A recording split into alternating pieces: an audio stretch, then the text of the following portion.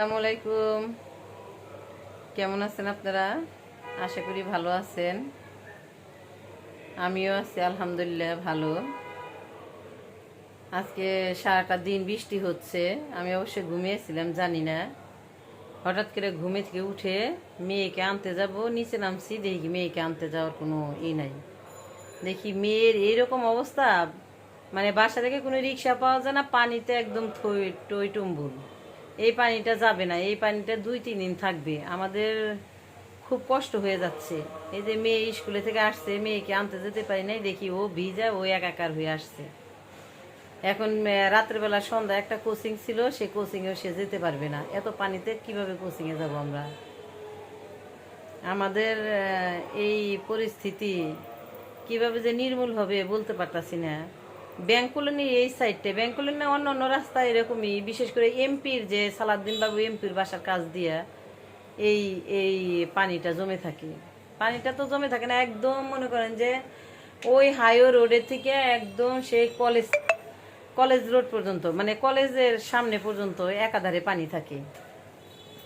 তাই সবার দৃষ্টি আকর্ষণ করছি, কি করব বুঝতে পারতাছি না। আর আজকে এখন মেয়ে বলতেছে কিছু খাবো কিছু খাবো, কি খাবো? পাস্তা খাবে, তাও পাস্তাও খাবে না, নুডলস তাও খাবে না। তো এখন হিসাব করলাম তাহলে রাতে আর কি খাবো, খিচুড়ি খাবো, খিচুড়িটাও এখন রান্না করতে ইচ্ছে করছে না।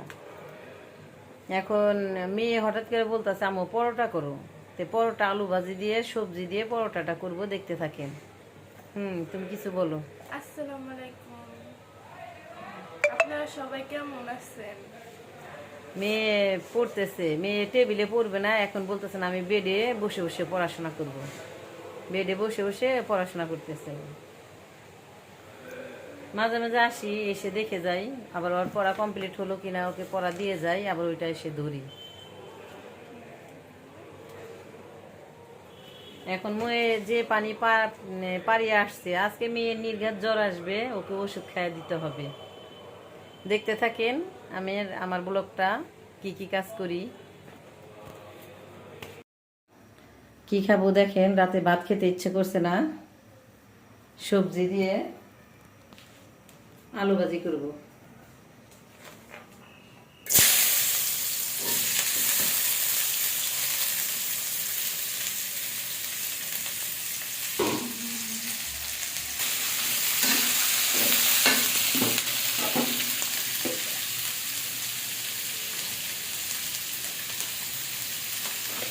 আলু ভাজিতে শুধু লবণ আর হলুদ দিব।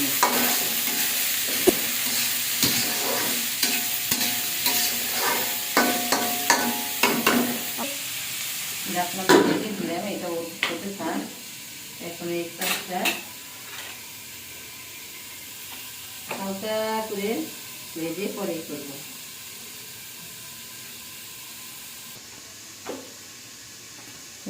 পরোটাগুলো হালকা করে ভেজে পরবর্তীতে ঘি দিয়ে ভাজবো। এখন শুধু হালকা করে ভেজে এইভাবে রেখে দেব, একটা একটা করে, পরবর্তীতে শুধু ঘি দিয়ে ভাজবো।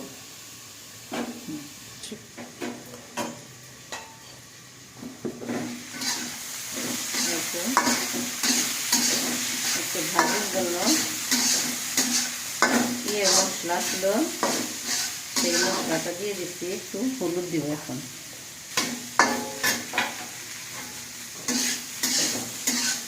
আলু ভাজা আর রাত্রে লেগে পরোটা আর সবজি। এই দেখেন এখন ঘি দিয়ে পরোটা।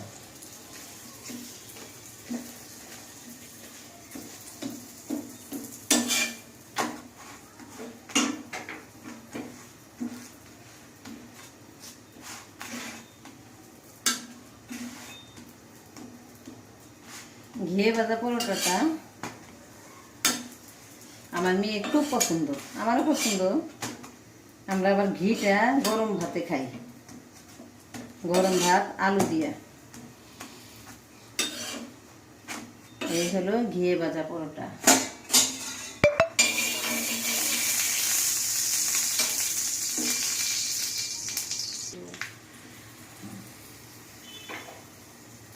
একটা একটা করে ঘিয়ে ভাজা পরোটা ভেজে নেব।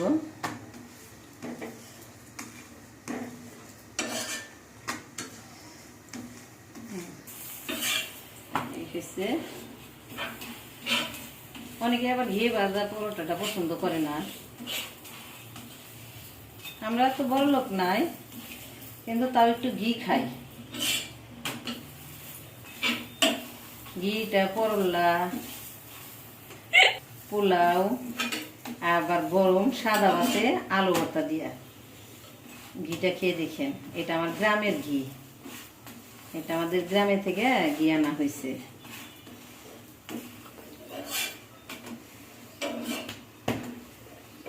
একটা হয়েছে দুধের ঘি আর একটা হয়েছে সরের ঘি। ঠিক আছে, গিয়ে গিয়ে আবার পার্থক্য আছে।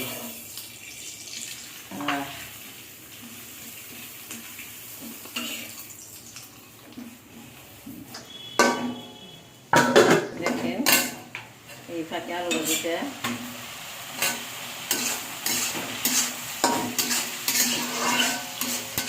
ভাজির একটা কারি মশলা আছে, সেটা দিয়ে আলু ভাজিটা করলে অনেক মজা হয়।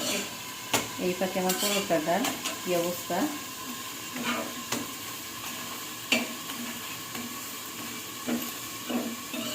হয়ে গেছে।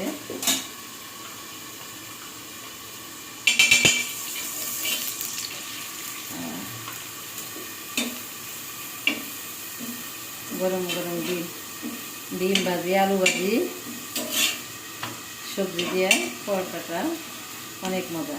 সবার সকালের নাস্তা আর আমার রাতের নাস্তা। এটা ভাত খেতে পারছি না, মুখের স্বাদ চলে গেছে। এখন কোনটা রেখে কোনটা খাবো কিচ্ছু বুঝতে পারতাছি না। আজকে সারাদিনে ভাতই খাইনি। ভাজিটা হয়ে গেছে গা। এখন রাতের ডিনার করবো পরোটা, আলু ভাজি আর সবজি দিয়ে। এখন হয়ে গেছে গা, এখন নামিয়ে নেব। আপনাদের সাথে কি খেলাম, কি কি করলাম শেয়ার করলাম।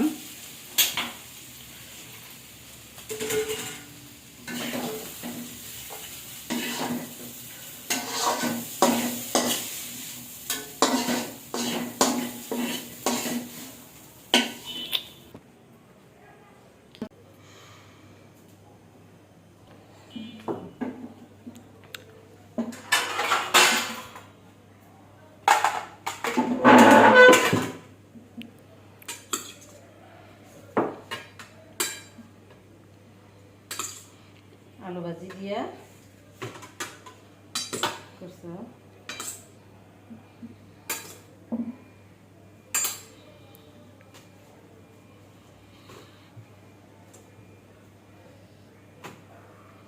এই হলো রাতের ডিনার আমাদের। আমরা সারাদিন কিছু খেতে পারি নাই, এখন তাড়াহুড়ো করে এটা করলাম। মনে হলো যে এটা খাইলে মনে হয় ভালো লাগবে, মুখে কোনো স্বাদ নাই, জ্বর আসছে।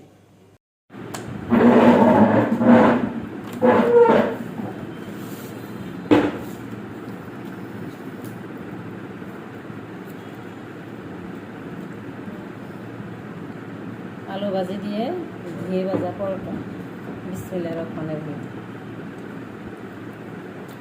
জ্বর আসছে, জ্বরের মুখে কিছুই খেতে পারি না, ভালো লাগে না। এখন এইটা পদ্ধতি করলাম যে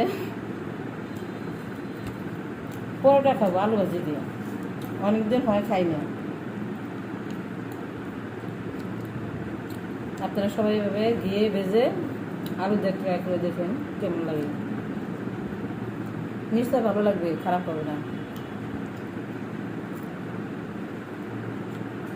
তোমার কেমন লাগতেছে? আমার চ্যানেলটাকে সাবস্ক্রাইব করে দিবেন, লাইক করবেন, বেল বাটনে চাপবেন। আপনাদের সহযোগিতা বিশেষভাবে আমাদের প্রয়োজন। আমাদের ফেসবুকে একটা পেজ আছে, মা মেয়ের সংসার বাংলা, ওইখানে ফলো দিবেন। খেতে বসছি, তারপরে সালাম দিলাম, আসসালামু আলাইকুম।